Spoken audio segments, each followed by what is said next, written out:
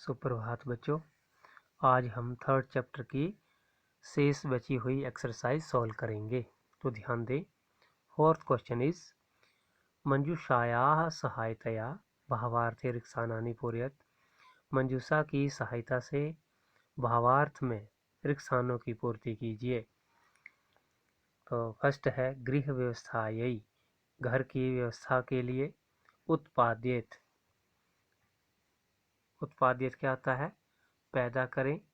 समर्थक, समर्थक धर्म यात्राया, धर्म यात्रा की। मंगल कामना, मंगल कामना को। और कल्याणकारिणः, कल्याणकारी। चलिए इसमें फिल करते हैं अनुवाद करते हुए। जब चंदन अपनी पत्नी के द्वारा काशी विश्वनाथ की ओर खालिस्तान विषय में जानता है, तो किस विषय में जानता है? धर्म यात्रा के विषय में जानता है। तो फर्स्ट होगा धर्म यात्रा आया। तब वह क्रोधित नहीं होता है कि उसकी पत्नी उसको खालिस्तान कहकर सहेलियों के साथ घूमने चली जाती है। तो किस विषय में बोला था? गृह व्यवस्था, यही घर की व्यवस्था के विषय में। ये सेकंड नंबर होगा। उसके बाद है अपितु तस्याः यात्रायाः, बल्कि उसकी यात्रा के लिए खालिस्तान करते हो कहता है। तो क्या करते हो कहता है? मंगल कामना, मंगल कामना करते हुए कहता है कि तुम्हारा रास्ता कल्याणमय हो, अर्थात खालिस्तान भवन्तु। तो इसमें क्या होगा? क्या हो? खालिस्तान भवन्तु कैसा हो?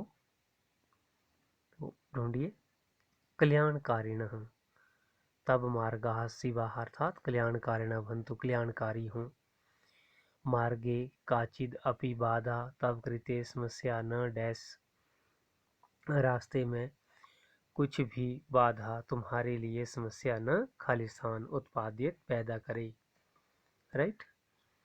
एतेन सिद्ध्यति, इससे सिद्ध होता है कि चंदन नारी की स्वतंत्रता का खालिस्तान था।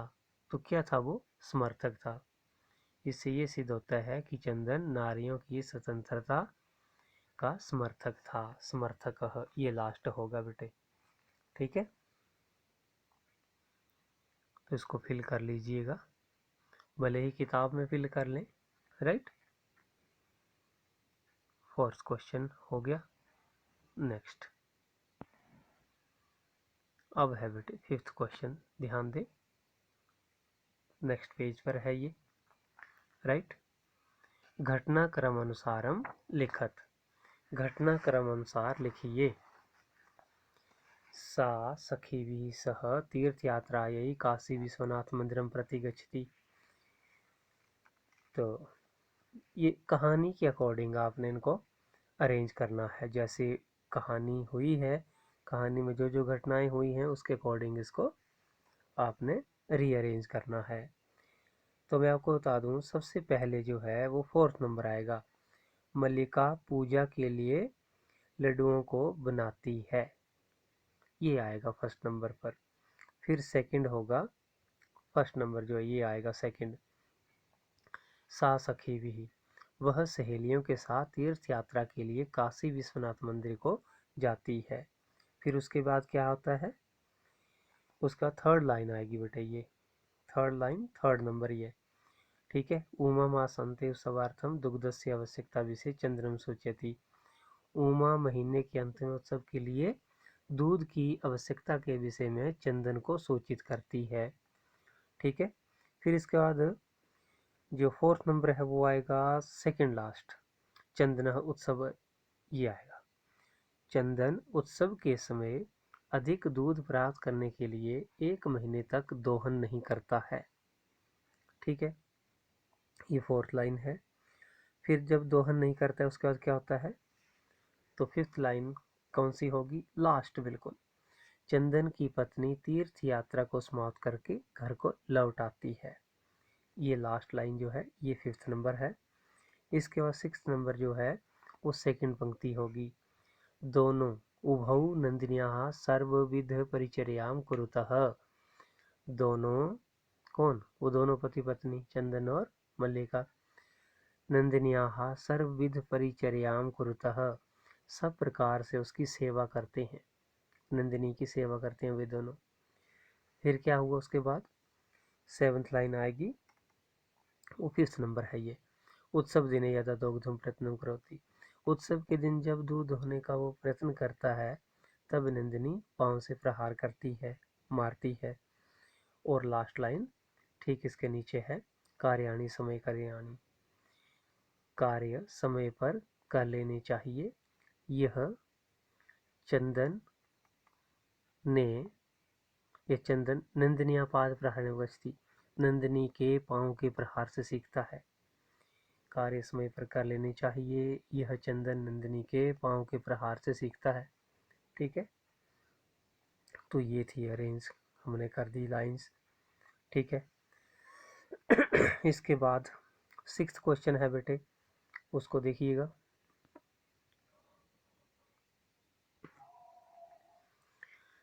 किसने किसको कहा है? ठीक है, तो जैसे एक उदाहरण दिया है, स्वामिन प्रत्यागता हम आस्वाद्य प्रसादम, स्वामी मैं आ गई हूँ, प्रसाद चख लो, ये मल्लिका ने चंदन को कहा था। ठीक है, तो फर्स्ट है, धन्यवाद मातुल यामी अधुना, धन्यवाद मामा जी अब मैं जाती हूँ, किसने बोला था ये? उमा ने बोला था। और किसको? चंदन को। तो चंदनम प्रति, सबके साथ प्रति जोड़ते जाएं। ठीक है, ओके। सेकंड है, 300 दुग्धम, 300 लीटर दूध, अच्छा है, बहुत अच्छा है, व्यवस्था विसति, व्यवस्था होगी, ये किसने बोला था? चंदन ने उमा को। तो क्या होगा? चंदनः उमाम प्रति।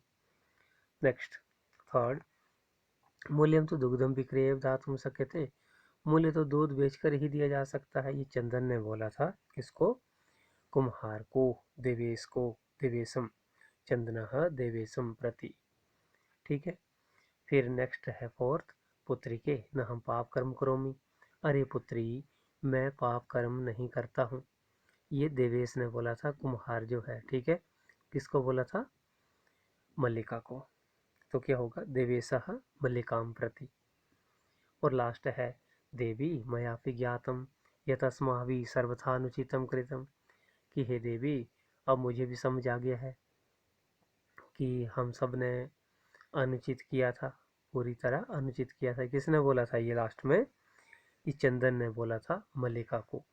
तो चंदनः मल्लिकाम प्रति, राइट। और लास्ट क्वेश्चन है बेटे, ध्यान दें जरा, पाठस्य आधारेण प्रदत्त पदनाम संधिम संधि विच्छेदम वाकुरत, तो पाठ के आधार पर दिए गए इन शब्दों को या तो संधि करें या संधि विच्छेद करें। फर्स्ट है शिवास्ते, तो स है इसकी विसर्ग बनेगी, शिवाह ते। और सेकंड है मनः हरः, तो ये लिखा, या तो लिखा गलत है, ऐसे होना नहीं चाहिए। ठीक है, तो प्लस लगेगा। तो चलिए पहले हम इसका संधि विच्छेद कर देते हैं, मनः प्लस हरः ऐसे होना चाहिए था। ठीक है, और इसको इकट्ठा कर दें तो क्या होना चाहिए था? मनोहरः, ये विसर्ग है, इसकी ओ की मात्रा बनेगी इधर, मनोहरः, राइट।